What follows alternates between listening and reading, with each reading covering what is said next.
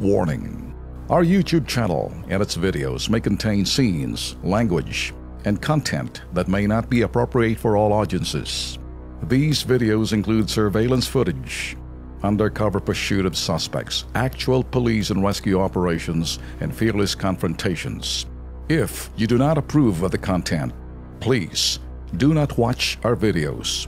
If you wish to continue, we strongly advise that you proceed with caution. Viewers' discretion is advised.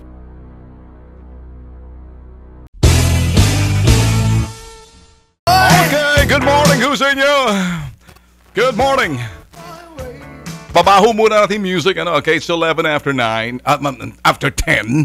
Pagdating ho kasi ng Huwebes, mga boss, ako ho'y alas 10 hanggang alas 11. Linawin ho natin para doon ho sa mga nagtatanong. Kasi nililinaw ho natin na every Monday, Tuesday, and Thursday, 10 to 11 in the morning sa 92.3 News FM. And then ganun din ho tayo rito, naka-live stream ho tayo. Kaya nagtataka ho sila kahapon, bakit 9, nasaan si Erwin? Bumaba si Erwin ng 8 to 9. Ganun ang schedule natin every Wednesday and Friday. So, ito ho, pagdating ho ng 10 to 11, that'll be Monday, Tuesday, and Thursday. Write it down. And then Wednesday and Friday. Para doon ho, Philippine time ho tayo, ha? Alright, kung kayo ho'y mga suki ho namin, iba ho kasing set of followers ho namin ni Erwin. Although nagko-crossbreed kami, meron hong iba talagang loyal Bitag fan. May mga loyal Erwin punto asentado, Ben Tulfo's Bitag. Iba pa rin ho yung kay Tul Rafi. Pag pinagsama mo ho kaming tatlo, T3 na nakilala ho yan, ibang usapan na ho yan. So, nagsasama-sama na ho yung mga fans and followers ho namin, mga Tulfo brothers. Pag hiniwalay mo kami, the same thing, may mga followers din kami, although crossbreed, nakikinig kay Rafi, nakikinig sa akin, nakikinig kay Erwin. Tuhog-tuhog na ho yan. Pagdating ho rito sa Radyo 5, alam ho na ito ho'y istasyon ho ng mga mag-utol ho na kung saan napapakinggan ho kami. Wag ko lang ho maging present lang ho ako every day.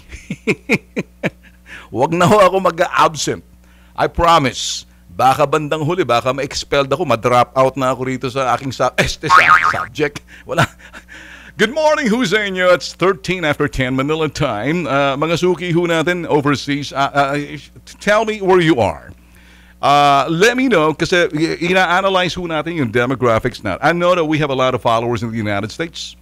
And nakikita ho natin, if you're sending me a message or whatever it is that you do, tell me where you are para makita ho natin. And we're doing a study so that ma-tailor fit ho natin yung ating program. Sakaling kayo ho'y late na rin, every day, meron ho kaming analytics na ginagawa ho sa mga nagre-respond. We're making a study so we can serve you better.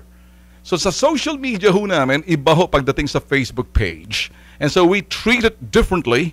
We analyze yung aming demographics. We'll look at where the Filipinos are. Kung kayo'y nasa Europe, kung kayo'y nasa Middle East, kung kayo'y nasa Association of Southeast Asian Nations, Australia, South Korea, Japan, and some parts of the world na nakikita ho natin, then we make a balance. So, intindihin nyo lang ho, if you're a follower ho ng Bitag Live, what we do is we analyze and then we would launch the topic after the show so you can respond. Ayaw ho namin masira at maudlutong inyong pag-likes, pag-follow, kasi umuulan ho talaga ng mga makikita ho natin. Yung mga, nakikita ko ho, yung mga likes and everything. And as we do the program, thank you so much for your, ito ho yung sa inyong, for pagtatangkilik nyo ho sa amin. And then for tiwala ho, yan ho'y para sa amin, tinatanaw ho namin, parang tiwala nyo ho sa amin. Sa amin ho magkakapatid, ako ho si Ben Tulfo. So, diretso na ho tayo sa topic ho natin today. We will do analysis. As usual, we'll put some entertainment value. Alam niyo ho, itong nangyari kahapon. Let me begin. Kami ho magkakapatid, iba ho ang aming mga taste when it comes to bagay na kuminsan how we take a stand. Pero pareho lang, iisa lang hong sa dugo ho na dumadaloy sa aming mga ugat. Yan ho yung fearless. Wala ho kaming sinasanto kahit sino. Kung pag-uusapan ho, taking a stand, I will only be talking about myself because alam ko, hindi ho kami pare-pareho mga Tulfo brothers. Meron hong pabor kay Gino Lopez and I know for a fact si Rafi and si Erwin doesn't, Sila ho, yung iba, iba ho ang kanilang, ako, I take a stand. Simon supports Gina Lopez. Tapos na ho to. Ako, I'm doing analyzation. Hindi naman ako na-confirm si Gina Lopez. Okay? Now, let me tell you this. Let me state by saying na noong pa man nakikita nyo ho sa aking mga pinopost to, sa hindi lang ho dyan, sa aming mga topics dito, that I'm not a good follower. I'm not a fan of Gina Lopez, and I don't know Gina Lopez, and I haven't talked to her, and I haven't seen her. I heard about her, and only on the basis of mga actions, yung kanyang principles and kanyang ideals, which I like. Kung sasabihin ho natin, similar ho to sa aming magkakapatid, parang tulfo rin to kung mag-isip at kumilos at umasta ho si Gina Lopez. But iba ho talaga kapag ikay maninilbihan sa gobyerno. Iba ho yung crusader sa ito ho'y magiging ito'y public servant. So ngayon, kung pag-uusapan ho kay Gina Lopez, Gina Lopez is a victim of greed, technicalities, and legalities favoring vested interest and of scrupulous, pakialis nga muna sandali ang aking get it out. Okay. Unscrupulous mining firms. Unscrupulous mining firms, sons of, the welfare of Filipinos and reforming the mining industry itself, and for the betterment of the mining industries. And not only that, the mining industry and the welfare of Filipinos and for the good of the environment, nasakripisyo ho rito.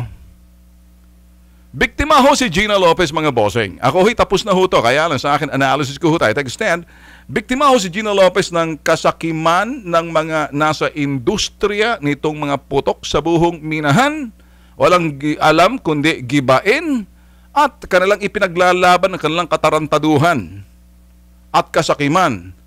Protektado sila ng mga putok sa buhong nakaupo sa CA na mga nagtataba ng mga mukha. Makikita mo naman kanilang paninindigan ay sa kulay ho ng salapi. At yung kung sinong nasa likod nila, yun ho kanilang kapakanan ni Juan de la Cruz at kalikasan at pamantayan sana ng pagmimina kung paano rito ay nasa sakripisyo. Kaya lang, ano bang pagkukulang ni Gina Lopez? Medyo nagkulang ata siya doon sa sinasabing advice ng kanya mga PR, to take it easy. Hindi ka pa na na-confirm ang ano mo na, palaban ka na.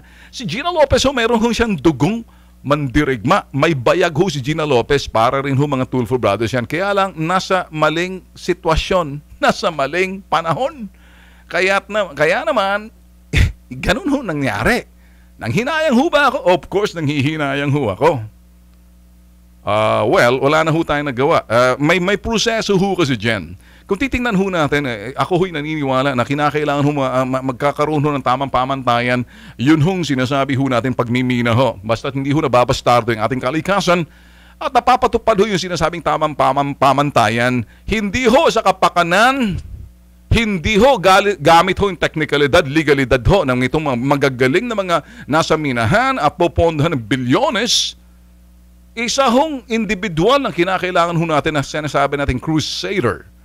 Kaya lang, ang isang crusader, inilagay mo sa gobyerno para manilbihan sa pamahalaan na magbabalanse.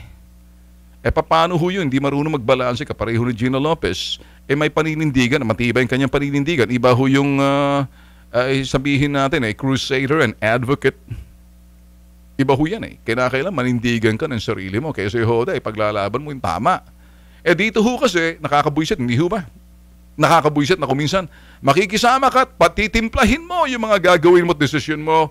At maninindigan mo na medyo iti-taper down mo para lamang makasundo mo yung mga iho de puto na nasa industriya at mga sakim, nagtatabaan ang kanilang mga mukha, ang papangit kung magsalita, hindi sa kanilang pagmumukha, ang kanilang paninindigan. Nakikita mo, maamoy mo agad kung sino kanilang pinoprotektahan. Plain and simple. Ganun lang ho Kaya, tapos na ho yan, yun lang ho ang aking take. Sana ho talaga kung pumasa at talagang alam niyo naman ho kasi sa industriya ng minahan, kung talagang sabi nga ho ni Gina Lopez, ito tapos na ho to, kung titingnan ho talaga, nasa industriya ng pagmimina, bilyon na yan ho'y sasagot sana sa sinasabing kahirapan pag-angat ng isang komunidad kung saan nandun pagmimina. Sana kung talagang ito ho'y gagamitin at merong pondo, impounded, whatever, kaya lang ito'y makikita ho na may mga due process eh. May karapatan din to mga iho de puto na mga nasa industriya ng pagmimina. Kaya naman sila parang feeling ho nila na kung anong kalang kagustuhan bastarduhin, halayin yung sinasabing kalikasan ho natin, wala silang pakialam. May punto rin ho si Gina Lopez sa kanyang pinaglalab. I like this woman but we can't do anything but then again submit doon sa sinasabing process. And there's also a due process para doon sa mga nagmimina at alam naman ho natin there's nothing we can do. But then again, wala na rin ho magagawa si Digong kasi si Digong ho naniniwala ho rito sa pagiging krusada ni Gina Lopez. We had a good try, wala na ho magawa tayo riyan. So, that's a story. In other words, napakahirap ho manilbihan sa isang sa gobyerno ho. Halimbawa, example lang ho to. Ay kung ako, example lang ho to, panaginip at hindi ho to pwedeng mangyaring totoo. Halimbawa, ginawa ninyo akong DILG secretary. Marami akong makakaaway dyan. Maraming hindi papabor sa akin sa estilo ko ho. Sa paninindigan ko, sa prinsipyo ko. Sasabihin ng mga putok sa buhok, oy, kengkoy, bentot. Sino ka ba? Ba't gano'n ang paninindigan mo? Doon na magkakatalo. Kaya please lang, wag niyo ho kaming udyukin na manilbihan sa gobyerno. Tama na tong aming mga ginagawa dito sa media. Love me for what I am and accept me for who I am, and I will do exactly what I have to do or I do best. Put me somewhere na kapareho ng parang makikisama ka rito sa mga pendeho, kabron. Marami ho dyan nakakabuisit eh. A lot of people are saying, tumakbo ka sa politika. Example lang ho to. Ba't ako tatakbo?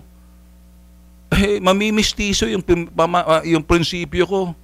Hindi na ako. Maganda na ho siguro. Magsasabi na ako sa inyo yung totoo. Pag ito'y tinago ko sa aking damdamin, nagsisinungaling na rin ako. Mas magandang unfiltered na ho ang aking pagsasabi ho sa inyo. Just, bakit ho nauwi tayo rito? Yan ho ang isang Gina Lopez, may bayag, may paninindigan. May prinsipyo. Hindi lang ho angkop doon sa sinasabing ito'y sabihin na ho natin sa larangan ho ng pagsiservisyo sa gobyerno, makikisama ka sa mga buhay at mga buwet at mga asong ulul. Okay, hurts so good. Sino bang nasaktan ng husto? Si Gina Lopez? Or sino ba nasaktan ng husto? Ang taong bayan. Bakit? Nasabi ko na kanina. Kailangan ko ba bang do I have to say it again? Hurts so good. Bakit? Akala nyo ba nasaktan nyo isang Gina Lopez? Nasaktan nyo kayong mga putok sa buhong, namamaga mga mukha at papangit na mga itsurang mga laway nyo nagtatalsikan dyan, mga kapensahan ang sinasabi, mga ganit at mga kasakim na nasa minahan. Kayong mga vested interest, kayong mga lobbyists, mga hinayupak kayo. Mga pendeho kayo. Iba sa inyo gago eh. Iba sa inyo tarantado eh. Numero ba ako? Hindi. Katawagan sa mga taong tarantado at gago. Tinatago nyo, kinukubli nyo ang inyong kasakiman. Mga tuta kayo ng mga hinayupak, mga putok sa buho. Kaya ho ako nagsasalita ng ganun. Sinong talo? Sino nasasaktan? Kung tutusin, nasaktan ho yung sana na-reforma, sana ito'y kung lumusot man to, abay titino na ho yung mga bastardong iho de puto. Di ba? Mga utang mga nangayan, mga utang na mga inat, ama nangayan. Sabihin na natin. Sana tumino. Sana kapakanan ho ng kalikasan, kapakanan ni Juan de la Cruz. Kaya lang ho, may mga teknikalidad, legalidad, may mga prosesong sinusunod. Magbabalanse ka. Hindi nga nararapat ang isang Gina Lopez doon dahil siguro mas magaling kung siya ay nasa pribadong sektor na lang at ipaglaban yung mga dapat niyang ipaglaban. Nandoon, hindi ka na pwedeng pakialaman. May mga pakialamerong putok sa buhong, mga hadlang. Well, anyway, sabi ho rito sa Twitter si JB. Good morning, Tulben. I'm listening to your program in a little while. Little while what? You're gonna be going. You're gonna run. Sa Twitter, si Murray Sarano. Yes, sir. Vested interest of people in the mining industry. It's a loss for many Filipinos. Si Gian Carlos sa Twitter. Yes, sir. Listening from Cagayan de Oro, si Jonathan Dizon. Sir Ben, kayo na lang pong magpangalan kung sino. Ano itong sinasa? Kayo na lang po magpangalan kung sino po ang di bumoto pabor kay Ma'am Gina. Hindi na mahalaga sa akin. Pareho nun sa akin. Tapos na yun eh. Pangalanan mo, huhubaran mo. Mayroong iba dyan na magagaling para amuyin ko. Ilantad na lang mga pendehong putok sa buhong. Kabron! Kabron! Iho de polboron! Si Ryan, Sir Ben, may nakita po ako sa FB Newsfeed po ko na si President Duterte na pansamantala mamumuno sa DNR ayon daw kay Secretary Aguirre. Ano po ang sa tingin ninyo kung totoo man? Kung totoo man po ito, dapat ho, yun ho, si President Duterte dapat umupo. Kung talagang gusto kong, ako pa po, syempre, ang paninindigan ho, bakit sinusuportahan ho ni President Digong si Gina Lopez? Gusto niya ho, kahit na ho ako, isang paninindigan, gusto ko ho para wala nang kiyaw-kiyaw, sige, kantihin yung Pangulo. At ang Pangulo, ilagay mo advisor si Gina Lopez. Okay, paupuin mo sa gilid mo, President Digong, sabihin mo, okay, Gina, ang tingin mo? Sasabihin ni Gina, hoy, magsitigil kayong potok sa buho kayo, Presidente ako. Okay, this is what we do.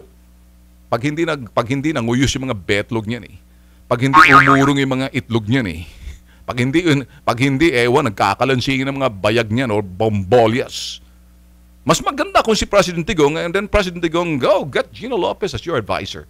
Ano, kakasa kayo? Take ho niya ni Ben Tulfo. Sa Facebook, Sir Ben, ang ganda ng intro nyo. Hurts so good! Balita po namin. Nasabi ko na ito kanina. Si President Duterte, pansamantalang mamuno ng DNR, approve ako dyan. Kunin niya si Gina Lopez para malaglag sa upuan yung mga nasa commission on appointments. Hindi lang para atakihin sa puso. Maguna na yung mga putok sa buho na mawala na sa mundong to. Doon na lang kayo.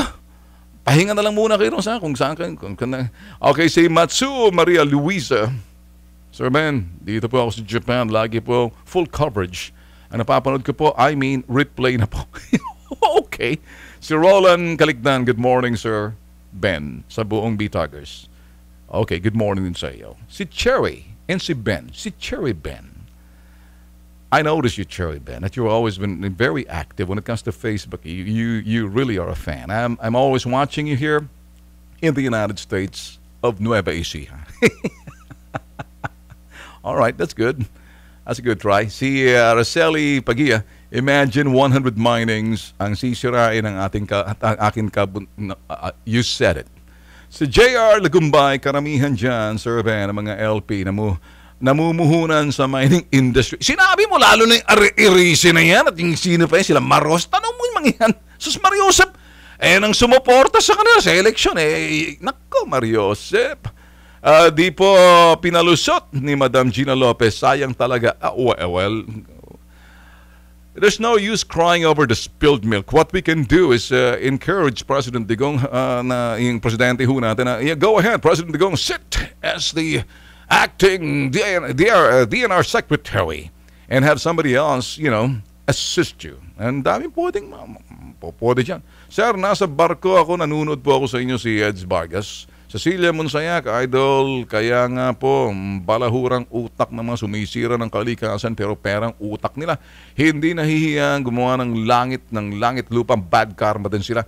Si Zimar Atienza, bakit po pinahintulutan ni Gina na ituloy minahan ni Eric Gutierrez na meron daw kaso pati yung kapatid ni Gina sa Batangas, bakit nag-ooperate? Well, let me tell you this. Whatever is that, kung medyo, I don't care kung ano sinasabi ninyo, kung kapatid niya yan, kung talagang makikita naman ho natin, you will be judged on the basis the results.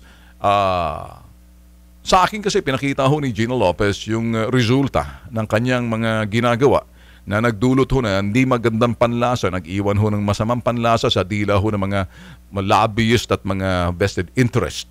So, nagdulot to ng resulta. Hindi lang perception, bagkus nasaktan yung industriya ng minahan ng mga putok sa buhong mga ewan walang karapatan. Kaya lang, may pera huy mga hinayupak ng mga pendehong yan. Ngayon, kung titingnan nyo, ngayon, para ho sa akin, I've said many things, but then again, the only way to do that is for President Digong to say, okay, I'll sit. Gina, be on my right side. Ben, on my left side. Patay kayong bata kayo.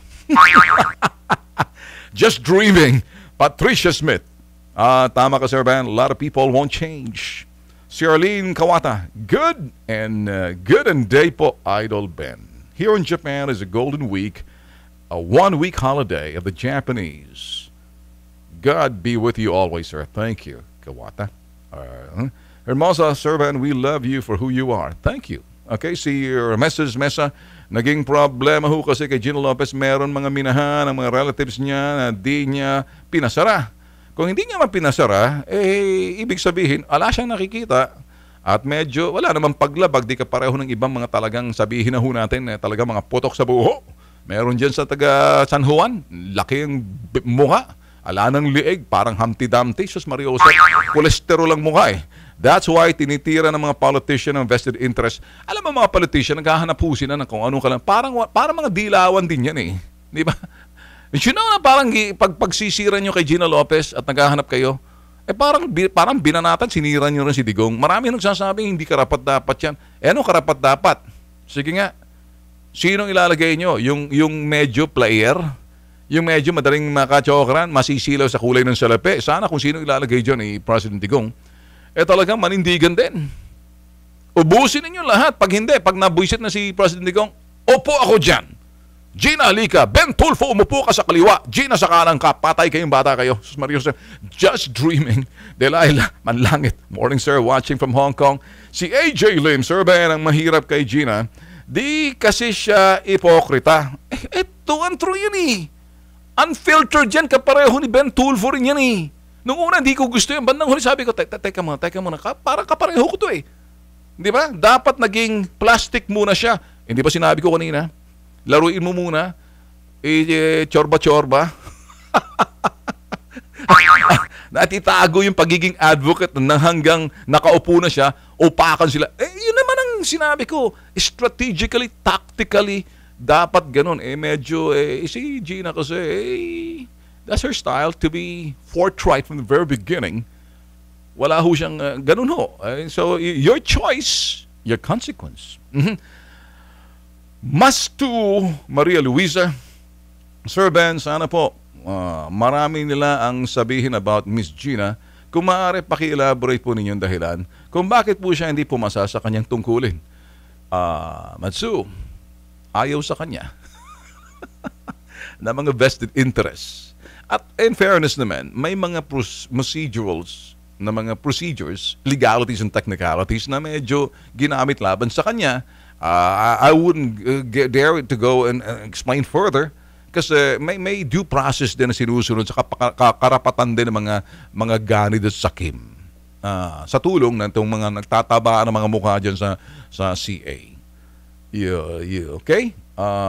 Magkano ba, sabi ho sa Twitter, Yusiro Otokawa, magkano ba ang labi ng mga sa CA?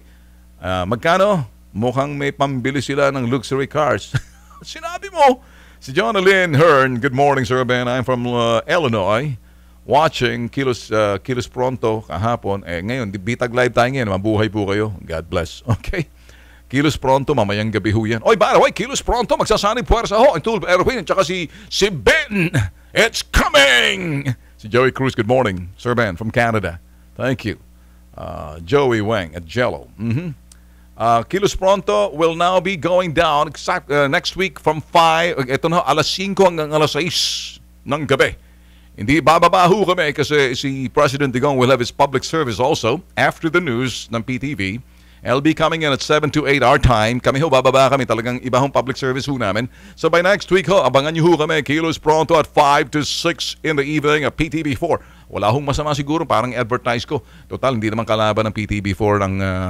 Ang government station is not competing with TV5. And TV5 is a commercial station. And ang PTV4 is a government station, so they're not competing. Alright? Let me be clear about that. Kasi baka iba magalit, bakit mo in-advertise yung PTV4? What's wrong? Saan ba nagagaling yung prangkisa nyo? Sige nga. Ang ginawa ni President Kong, binantaan yung Inquirer kasi hindi pala maraming mga tinatago. Baka may mga interest kayo, kayong luloko-loko. PDI, ABS. O, kay Gina Lopez kapatid yun. Ako, binabanatan ko. Sa akin, gusto ko yung prinsipyo. Prinsipyo ang pag-uusapan, yun lang. O, kung magtutugma yung prinsipyo sa ginagawa mo at kung sinong pinoprotekta, ibang usapan yun. Richard Carpenteros, nasaktan mismo ang inang kalikasan. Tama ka, Richard. At kami mga ordinaryong tao, tama ka! Dahil wala kaming katuwang sa kikipaglaban at malasakit sa kalikasan, tama ka! Sayang at pinakawalan sa CA si Gina Lopez, tama ka rin! Nanalo ang mga kasakiman at gahama ng mga yan. Sad news! Hurts so good sa environment. Kaya nga yung music natin hurts so good. Sabi Amy Rose, hey, I catch you. I'm almost leaving for work now. You know, night shift. I'm still listening to you while I'm driving. Watching from Canada, Amy Rose. Take it easy. I know that you're watching and listening to me. Be careful. Eyes on the road. Your hands, the steering wheel. It's nighttime in Canada. Take care. Si Jay Sivial, Idleman, possible po ba ang reappointment? Hindi na. Kunin na lang consultants Gina Lopez. Sa kanan, President Digong. Sa kaliwa, Ben Tulfo. Joke! Magbabalik ko kami. Hurts so good talaga mga boss. Okay, nagbabalik ko ang Bitag Live sa Radyo 5. Medyo wala ho tayo ngayon sa Facebook page natin. Medyo humina ho rito. Next time, magdadala na ho kami ng amin. Kung magagawa lang ho namin yung live streaming using our own ways to do it na kung kami ho nasa aming tanggapan ho to sa Bitag Media, kompleto ho kami ng aming 36 Mbps. Dito ho, nakikipag-share lang ho kami sa 5 eh. Kaya kung ano hong wifi nila rito, the strength of the wifi, pag binabaan ho yan, baba rin kami. Pag tinaasan, tataasin din ho yan. So pasensya na ho muna kayo, no? We're not using our own facility. Kaya kung nakikinig ho kayo sa radyo at napapanood nyo sa TV, anyway, recorded ho to and it'll be uploaded in full mamaya ho sa aming website, ganun din ho sa aming YouTube. And this is recorded as I speak sa harapan ko yung camera. And at the same time, live pa rin ho tayo sa Action TV and sa Radyo 5. As far as sa Facebook, may problema lang ho siguro dito sa Wi-Fi ho dito sa ating sa station ho natin. I wish nandun ho sa aking sa aking headquarters, sa aking personal studio because we have 36 Mbps doon. but we have to do a program here. Anyway, good morning. And just in case, it's at 10:45 sa mga nakikinig ho sa taxi. So kayo ho, if you're watching, if you're trying to figure out na bakit nawala ho kami sa Facebook, naka-on lang ho to, umiikot lang ho, trying to reconnect. Anyway, dito ho tayo, para diretso na ho tayo. No? Si Francis Lazo, ganyan po talaga ang puno. Pag maganda na ang bunga, maraming bumabatot na huhulog yung mga bunga. Si Carlos Weng. Parang lahat na lang ata na in-appoint nito. Hindi naman lahat. Dalawa ang medyo nalaglag. Si Yasay at saka yung iba naman, wala naman problema. And si Janet Malaran, maajud, sir, correct kayo. Si Richard Litorco, direct or indirect interest versus the real nightmare of the environment destruction. Si Alberto Legana, sir, hindi na pwedeng reappoint si Gina Lopez. No, you cannot reappoint. Tapos na ho yan. So, pwede siyang gawing consultant kung gagawin ni Digong. Walang konsensya. Easy. Hindi naman lahat. May mga ibang mining firms naman. They're okay and above board. Yung mga iba lang na lumalaban dyan. But, who am I to say? Pati CNN pala. LP, wala na. Dominic Rodriguez, good thing sa nangyari sa pag-reject nila kay Ma'am Gina ay nakita natin ang tunay na kulay ng mga senator at Congress na bumoto laban sa... ayaw nila ilabas nahihiya ata ang mga putok sa buhok. Malalaman ang kanilang mga interest. Ako talaga, para sa akin, dapat ilantad na ho yan kung sinong pumabor, kung sinong hindi, para malaman ng taong bayan. Hindi naman sa gagantihan kayo. Ngayon, kung may mga bayag kayo at meron kayong buong sikmura ninyo, kung anong paninindigan nyo, sabihin nyo. At kung sakaling medyo Anong dahilan? Isa-isa kayo kung bakit. Sabihin nyo, sino, ayaw, kaya nga secret balloting na lang sila, mga pendeho yun, no? Sa Twitter, si Sonia Vargas, Idol Ben, may I suggest that President Duterte, sinabi na natin kanina, no? Okay, si Dodong Apatan, Sir Ben Tulfo, sana ikaw na lang kunin. Give me a break. Sarap-sarap ng buhay natin dito pagkatapos, alam nyo kasi pag nanilbihan ka sa gobyerno, yan ho talaga sinasabing dedikasyon. Hindi seryoso ho yan. Hindi po pwedeng yung estilo ho na talagang dadaan ka sa butas ng karayom, lalo na pag may paninindigan ka. Sa bagay, itong posisyon ho ni Gina Lopez, mga boss, hindi ho basta-basta. Ba't ganito? Tawagin mo nga sandali si Casey, ano ba nangyari dito? Ba't nakikita kong sarili ko rito? Parang nag-uulit ata rito. Anyway, can you call si Casey? Casey, if you can do something dito sa harapan ko, what's going on? Nakikita kong sarili ko pagkatapos nag-uumpisa pala ako ng programa. Ano ba? Replay na yan. What you're watching here sa akin ho, mga boss, this is ito ho yung aking iPad. Naka-live stream ho tayo. Alright. Am I on? Well, okay. Thank you so much. Connecting pa lang. Hindi pa. Ganun pa rin. Bakit ganyan? Can't start video live. What's the problem? Okay, let's go. Do it again. Para doon sa connecting pa rin. Anyway, sige, hayaan mo lang. Connecting pa rin. What's wrong? Bakit nagko-connect? Ano, mahina bang wifi natin dito? Magdala ka na nga ng yung ating 35 Mbps na galing sa PLDT.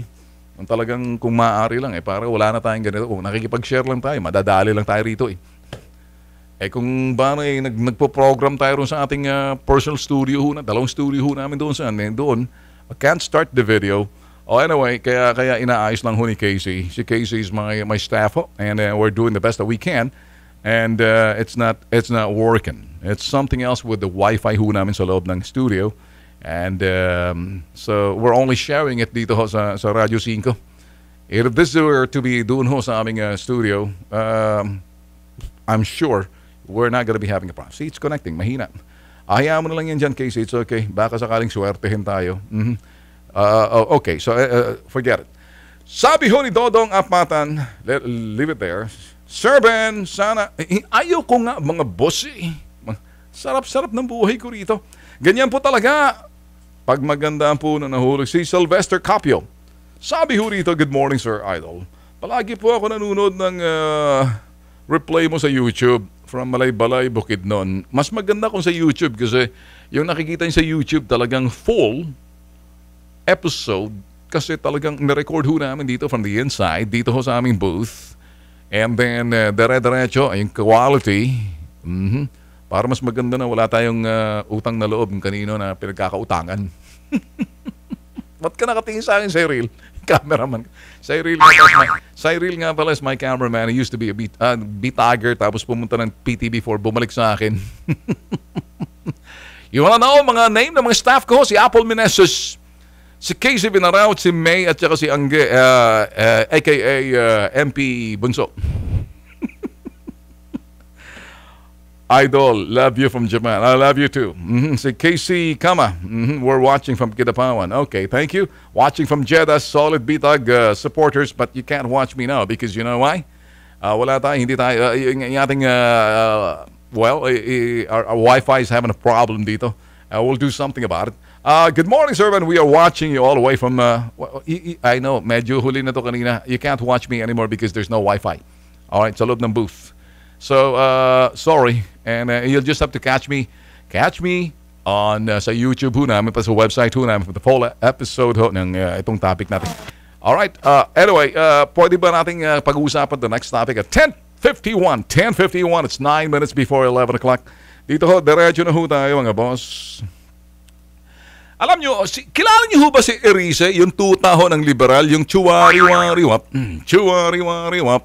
Si Erice ho, mukha ho talaga ng liberal nung araw. May mga interest na pinangangalagaan. Ito ho yung tirador ni Mar Rojas ng eleksyon. Nung eleksyon at meron ho sila mga minahan. Pagmimina at sila ho dikit sa mga minahan. noong mga panahon ng eleksyon. Kaya naman sagana ang kanilang kung sinasabi campaign fund, nga lang natalo dahil ibinasura ng tao. Ngayon, si Erice, congressman, at si Lagman, si Cholesterol Jr. ng Kongreso. May Cholesterol Senior sa Senado. Kilala nyo si Cholesterol Senior. Si Cholesterol Senior, si ano ho yun? Siya ang sinasabi ho natin, si Franklin Cholesterol.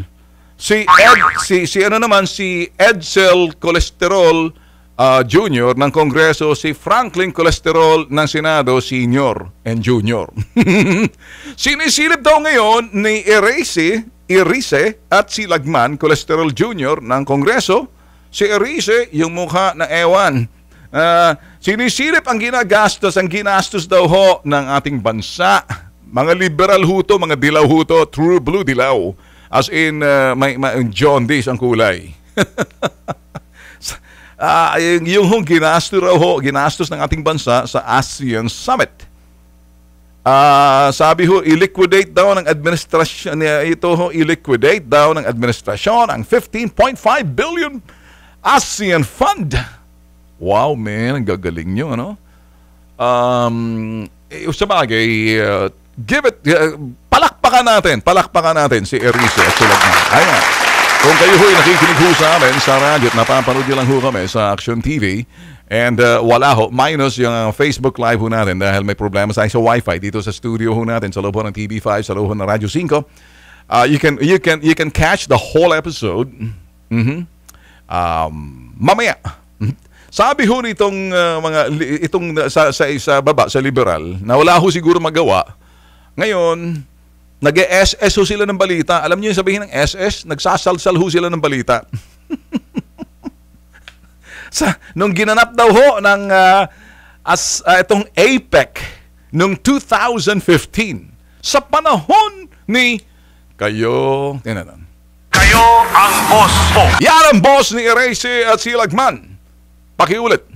Kayo ang boss po. Boss ni Cholesterol Jr. ng Kongreso at itong mukha ng minahan din, si Erice na tuta ni Marrojas. Boss nila yan. Pakiulit. Kayo ang boss po. Gusto ko yung unat version, yung dire-diretso. Yung unat. May unat version, mga. Walang kurap, walang mahirap. Listen, yan ang sinasabing unat, inunat na version, dire-diretso. Paunat. Walang kurap, walang mahirap. Okay. Ngayon, kulot version. Saan po? Saan po kayo kumukuha ng kapal na muka? Okay. Ngayon, yung medyo taas-taas. Kayo ang boss po. Ayun, okay. 3 tono, tandaan nyo ho yan, ha? Sumamili ho kayo. Ito hong ginagawa ni Erice at ni Lagman ay parang pinaghahambing ho yung 2015 sa panahon ho nitong si Bossing ni Notpa. Kung saan 21 daw ho na bansa ang delegado, mas konti ang nagastos. Wow man, ang galing ninyo. Saan ho nababagay yung 3 tono nitong si Notpa para dito sa dalawang mga dilawan? Unat, spaghetti, or pataas-taas? Ikaw, saan mo? Ikaw, pilot, mamili ka. Yung unat version, papipili. Walang kurap, walang mahirap. Inunat, okay. Yung pakulot-kulot. Kayo ang boss po. Pataas yan. Isa ka pa. Kulot-kulot. Saan po kayo kumukuha ng kapal na muka? Okay, mamili kayo. Fill in the blanks. Ngayon, yung isa, pataas-taas. Kayo ang boss po. Okay. Alin bang nararapat dito sa dalawa, Erice at Lagman, na sinisilip ang ginagastos na bansa na sa ASEAN Summit na naganap na i-liquidate daw yung 15.5 billion ASEAN Fund? Na ngayon, sinasabi ho nila nung APEC nung panahon ni Pinoy, yung kanilang bossing, kung saan gumastos na sila ng mas konti kasi mas maraming bansa raw. Samantala, itong ASEAN 10 bansa lang daw, dumalo, 15.5 billion ang ginagastos. Pinaghambing nitong dalawang mga kolokoy. Anong nararapat dito? Yun hong bosses.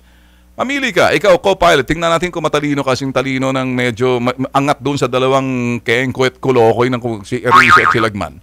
Unat, pataas-taas, or pakulot. Saan po kayo kumukuha ng kapal na muka? Ah, yun. O, Erice Lagman, tama yung aking pilot dyan. Si Randy. Saan daw po kayo kumukuha ng kapal na mukha na ipaghambing yung sinasabing gastos noon sa ngayon? Eh, nung araw, mga dilawan, ikaw, Erice, nung araw pa kape-kape ka pa, dyan, Starbucks lang. Ngayon, siguro Nescafe ka na lang sa tabi-tabi. Si Lagman, medyo nabawasan ng timbang. Natunaw na yung mga kolesterol dahil di nasagana sa sinasabi mga katabaan doon sa mga sinasabing pork barrel dahil kapanahon ni... Ngayon sila mga Tom Goods, kung ano-anong pinagagawa, sinasalsal yung mga issue. Naintindihan niyo, salitang salsal ng issue, langwahe ho yan ng mga mamamahayag. So ito, nananalsal ng issue. Para lang ito, para sinusubukan nila magalit ng tao. The more na sinasabi mo, i-reset, ikaw Lagman, gamit yung pakulot-kulot na talagang nauukol sa inyo, dalawa, sa amo nyo mismo ang tanong. Tirahin. Saan po kayo kumukuha ng kapal na muka? Sagot! Cholesterol Junior ng Kongreso, Lagman, at ikaw, Erice, mukha ng ewan. Saan kayo kumukuha ng kapal na mukha? Na ipaghambing, yung panahon ni Duterte, itong panahon ni Duterte at panahon ni Notpa, na kung saan pinaghahambing yung gastos. Eto, successful sa inyo drawing. Kung pinaghahambing nyo, parang sinasabi nyo, okay, siguro yung unat version. Walang kurap, walang mahirap.